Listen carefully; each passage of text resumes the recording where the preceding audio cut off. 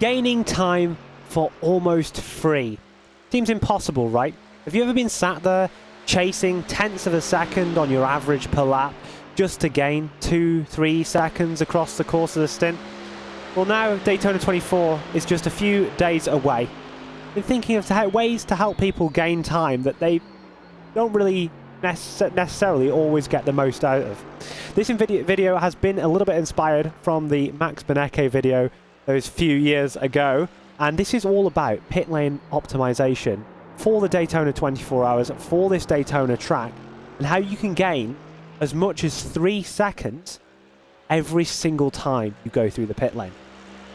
I'm going to show you some methods and what I would personally use when racing, and show you exactly how to gain this time for free, and show you some comparisons of doing this and not doing this, and how much time you're really losing.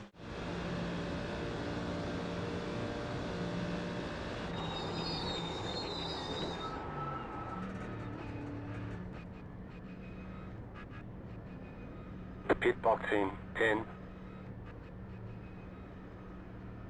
5, 3, 2, 1. Right here.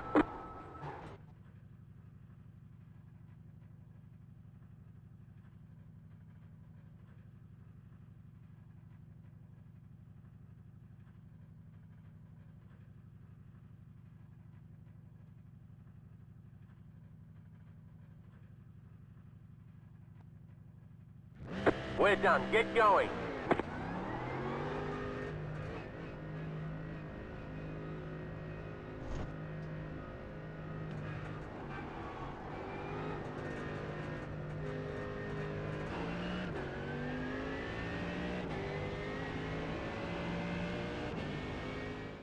And just to give you guys an example of using the pit limiter but still gaining time rather than just sitting where you are, what you can do is alternate gears.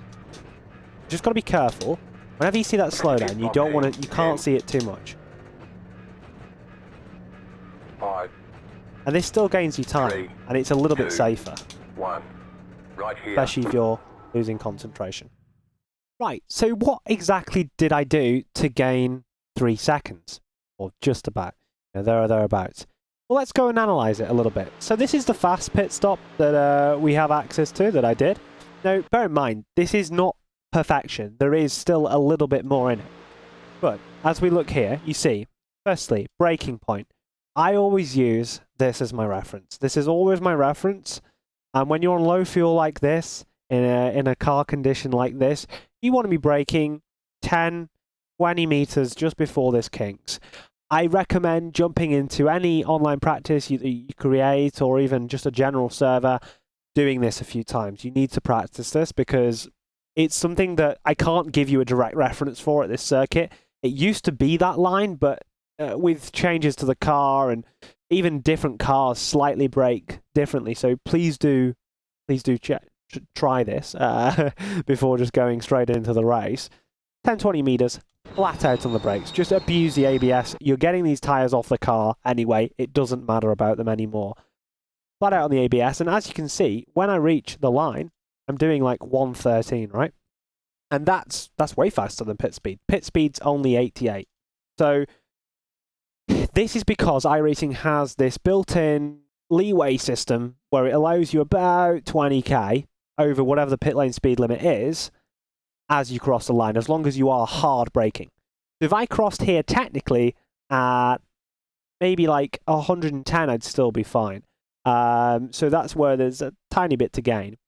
And as you can see, I carry that speed all the way in. Now, something I do personally, which I feel helps me not speed or do things a little bit faster, is you don't want to overslow the car. So the first thing that I do, and you'll see me do it on the dash, as soon as I know I'm crossing this pit lane line, I hit the pit lane speed limit on. I go bang, pit lane speed limit is now on, and I slam the throttle that when I do drop below, when I'm coming off the brake, that I get to pit speed. I'm at 91 here, but I give it a quick dab of the brakes, which just slows me back down. Now, once I've reached pit speed, and I'm confident that I'm there, I take the limiter off, and I sit at like 89. And essentially what you're looking for is at the top of the screen, like you saw on the onboards, it says slow down sometimes. If it ever says slow down, back off a little bit. Drop a 2 or 3k. Not 2 or 3k, 1 or 2k.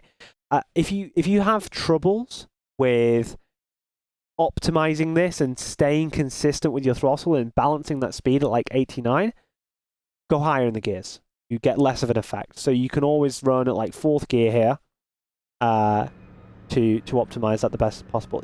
What you can get away with before a warning is about 89.4 kilometers an hour.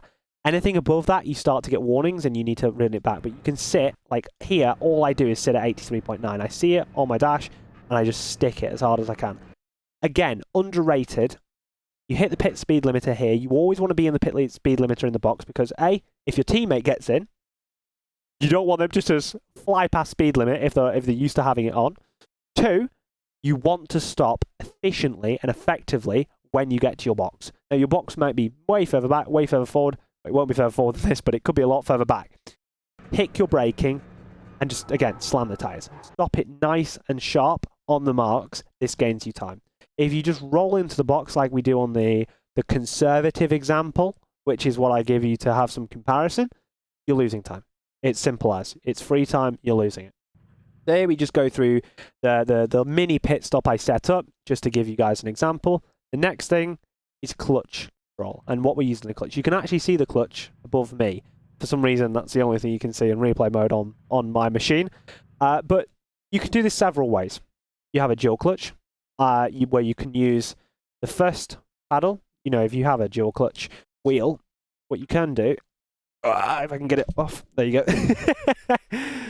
You can use that one as your 100. That's what it is on my SimiCube, and that is your 35, 40, whatever it needs to be set at for the car. You can test this just by going and then seeing if it hence the anti-stall clutch. I always have anti-stall clutch on no matter what. I never recommend turning it off unless you really want to go, I guess, realistic, but if these probably have anti-stall in real life, I would imagine. You release that off, like a second, like that, just like that action, and then you can release this with a bit more control of that last 30, 40%. It's not going to be 30, it'll be more like 35 to 45%. Release that off. And that just allows you to get a much better pull away from the box, not hitting any traction control, and just nicely getting that launch, which, as we see now, when we drop, there you go. Really nice launch. Again, keeping that pit speed limiter on. Once I've reached the speed, off again, back to around about 89.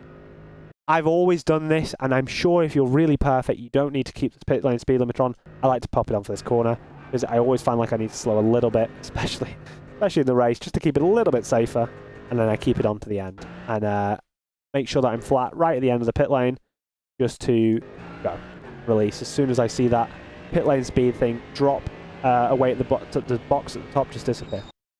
Now, we'll go and look at the next example, and I'll pick out some things that are bad about it, and some other things that come with just sitting on the pit limiter the whole time, or something like that. So, here we are for our conservative example. Now, it's important to remember that your pit lane, the time that you lose in the pit lane, on your conservative example, starts from the braking. It's not just in the lane. You lose it in the braking. So here, I take a more laid-back, less aggressive stance to the braking, and I make sure that I'm nicely below the pit speed for the lane. And I feel like that's what majority of people tend to do, especially when you're learning. It's what I always did. Just making sure I was slowing up before the line and getting up to speed. It feels like a reasonably good entry. Now, as you can see here, when I am going flat out, I am at 86.8 kilometers an hour, or 87, as it says on the in-game rounded up number. And I'm also flat out. Now, the reason I use flat out here is because I think a lot of people still sit flat out on the pit limiter. And if you are backing off a little bit and using pit limiter, you're going to be at like 86.4, right? So you are losing a bit of speed. Now, the one main downside to this is iRacing has always been like this, and it will continue to be like this for a very long time. Fuel is completely based on your throttle position, which means if you watch my little fuel gauge at the bottom there, as we go through the lane, 86, 85, 84, 83, it's basically like I'm flat out on a straight for that 10 seconds. Whereas if we go all the way back to the last time I was in the lane, you'll see that I'm at 0.7 again. Oh, still at 0.7, still at 0.7, 0.6, just gone down a little bit. Save 0.3 of a litre of fuel. And now that doesn't seem like a big thing. It won't save you that much time in the box. But what it might do is if you're tight on fuel and you're coming in and you've got, let's say, 0.4 at the line, you could be stuttering, losing even more time before you reach your box. Or even less. You never know what fuel you could have as you cross the line. We've all been there. We've all got it too close. Everyone has. But yeah, that is another downside to running on full throttle in the pit lane. As we come into our box here, you see on the conservative example, again, I just take it nice and easy. Just make sure it's stopped. You know, not making sure I'm not missing my box. Certainly better than missing your box. But again, you're losing time. And, you know, it seems maybe a little bit esportsy to talk about this in the way that, oh, you've got to do this to make sure, you know, you're doing well in the event. But, you know, these are 24-hour races. You're going to be doing roughly 24, 23 pit stops, right? 3 seconds a stop across 20 stops is a whole minute. A minute. Think about where you could be in the race if you were a minute further ahead. These things can matter in the end. When races are decided by 10, 20 seconds, even 5 seconds, you're thinking, well, maybe I couldn't have got anything more out of it in the driving, but you might have lost some of it in the pit lane. We'll finish out this conservative example again with the exact same fuel, exact same tyre, and I just floor it out the box. And as you can see, you actually hit a lot of the TC, and it takes you a little bit longer to get up to pit speed. Again, running this just as I would before, releasing it at the line. And that is 3 seconds slower. It is just 3 seconds every time. Even on the conservative side, if you're looking at the timings, I'll get up the exact timings in the post-edit. It's 2.5.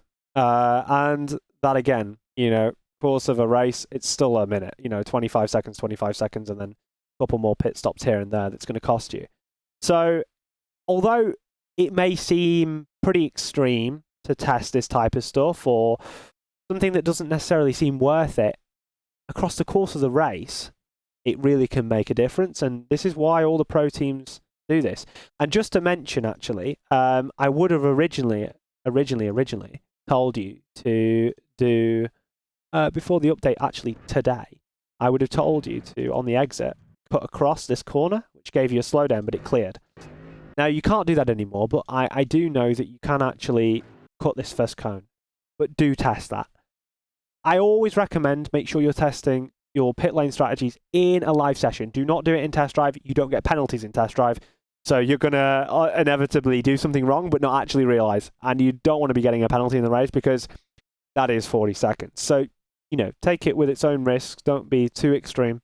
But do remember, these things are very important, and they can end up helping you win your split, win your race, or just get a little bit of a better result for your team. Thank you then for watching this video to help you improve your pit stops a little bit in the Daytona 24-hour. I wish you good luck no matter what split you are in. Now remember, if you want to gain a little bit more time, please come and check us out on Track Titan, Hymo setups. There will be a link in the description. To all our setups, we provide the highest quality esports setups available on the market, and we do have variants for this Daytona 24 hours. Thank you very much for watching. Please subscribe and like the video. It really helps us produce more content for the future. Until next time, see ya.